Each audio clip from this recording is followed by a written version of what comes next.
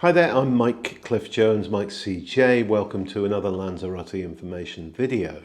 And I've had a lot of questions from viewers and readers of the website over recent weeks about starting a business in Lanzarote. And I've given them the advice I can give them, but I've also decided to go a step further and give them and you, if you're interested in doing the same thing, a list of questions you should ask yourself before you consider starting a business in Lanzarote. And I've entitled this 7 questions to ask before starting a business in Lanzarote. And this is based on a lot of personal experience. We've run several businesses on the island, touch wood so far, all successfully. We've bought and sold businesses, and we've helped other people to buy and sell businesses as well. So there's some pretty practical stuff in here. So these, as I said, are 7 questions to ask before starting a business in Lanzarote. And question 1, and the most obvious one, is can I get the necessary licenses and permits in order to run my business? Now this you need to research before you do anything else, because the rules around businesses and what businesses can and can't do on the island are pretty strict. And that's a function of the fact that obviously we're a major tourist destination, but we're also a biosphera reserve. A lot of the island's surface is protected, and a lot of the wildlife and flora and fauna are also protected on the island as well. So that may affect what you can and cannot do here.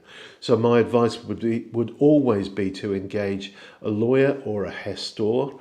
A gestoria is a kind of like an accountant, but is able to do a bit more than a general accountant can.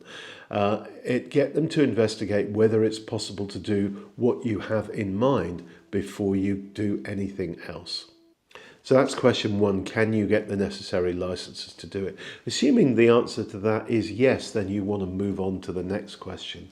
And the next question, I've got question 2 out of 7 I've got for you, is who is my target market?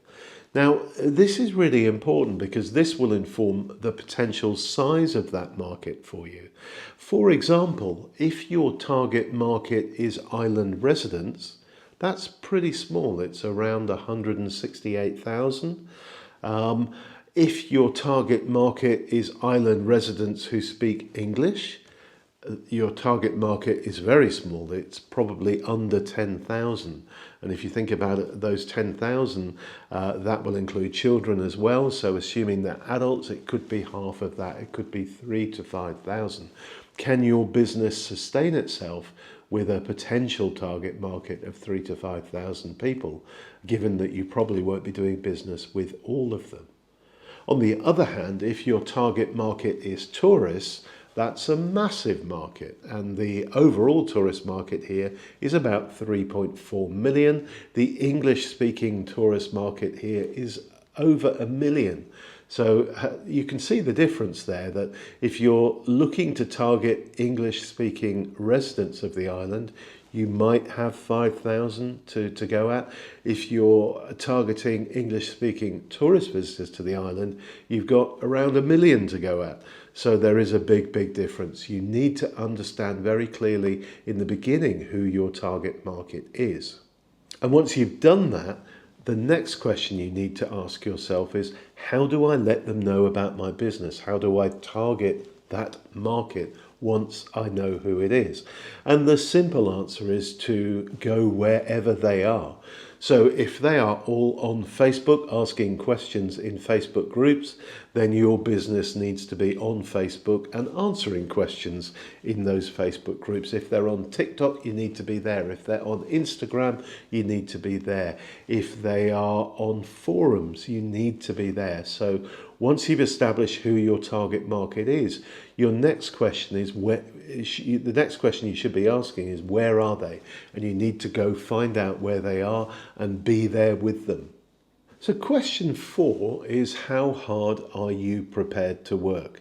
Now, there is a massive myth about running a business in the Canary Islands. And I think this is perpetuated by influencers, online influencers, who give you the impression that those of us who run businesses here in the Canaries spend most of our time on the beach, occasionally lazily opening up our laptop to do a bit of business from the beach, and then going back to our cocktails and the sand and the sea and the swimming pool and so on. That is a complete myth. Everyone I know who is successful in the Canary Islands works damn hard, and that includes Julie and myself.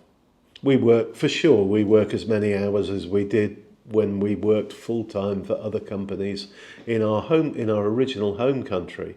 The difference is, of course, our leisure time is much nicer here in Lanzarote, in that we get to spend that time on the beach and around the pool and sitting on the terrazza with a cold beer or a glass of wine. But we work a lot of hours to earn the money to support that lifestyle. And for sure, whatever business you're running, whether it's a bar or an internet-based business like ours, you will need to devote a lot of time to it, and just accept that as a fact.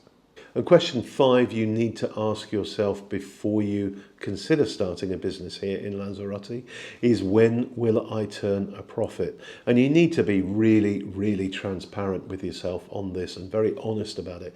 And this requires writing a business plan, and I would say a business plan that errs on the side of caution. So what you need to have is a realistic business plan that shows all your projected income and costs, so that you'll know when you can expect to start making money. And that in turn will inform you as to how much cash you need to start off with.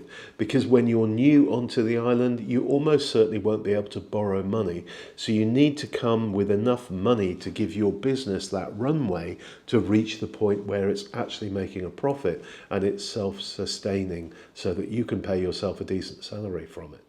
Now, question number 6, and I've deliberately left this to the penultimate question because I think a lot of people get hung up about this at the very earliest stages of thinking about their business, and it really doesn't need to be done at that point. It should be done sort of pretty much when you're on the point of getting going and you've dealt with everything else along the way that we've already talked about. And that is, what is the structure of your business going to be?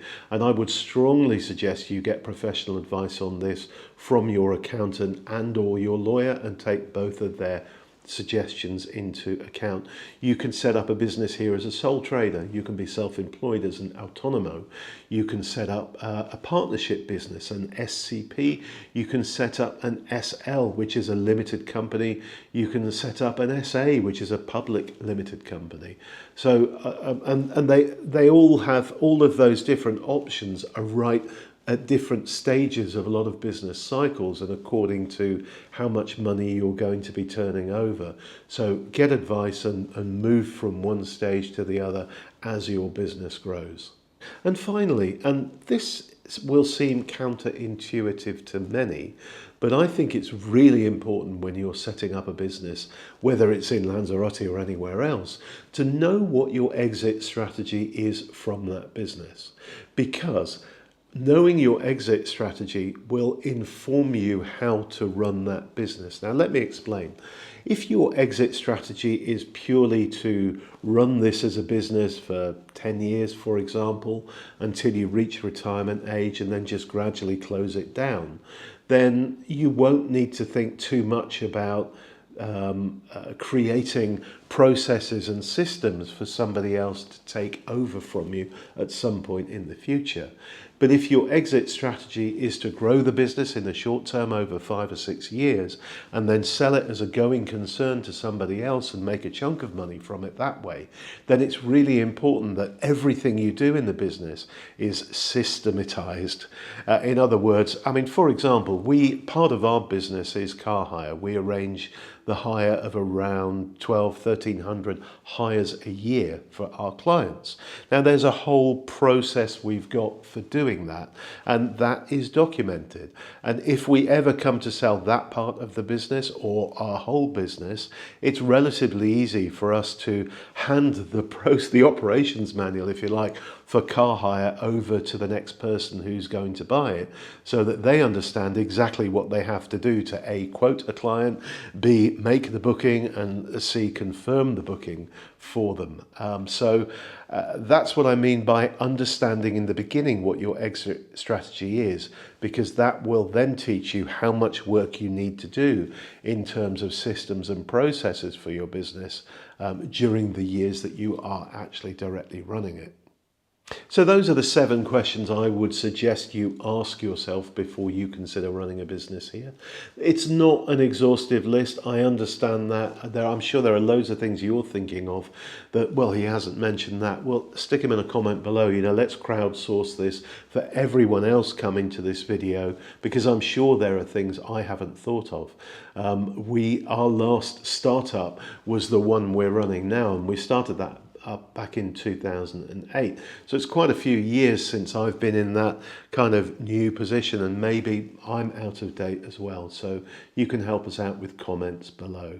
I mentioned that we do car hire. If you do hire cars on the island, do give us a shout. I look at all the options of the companies we deal with and find you the best price for the type of car you're looking for and the dates you're looking for. So just get in touch with me, Mike at lanzaroteinformation.co.uk, and I'll happily give you quotations for your next trip to the island. I don't guarantee we'll always be the cheapest, but we're always the best, and our service is very, very good. Thanks so much for watching this video, and do give us a like if you have enjoyed it, and I'll be back with another one next week. Bye for now, everyone. Bye.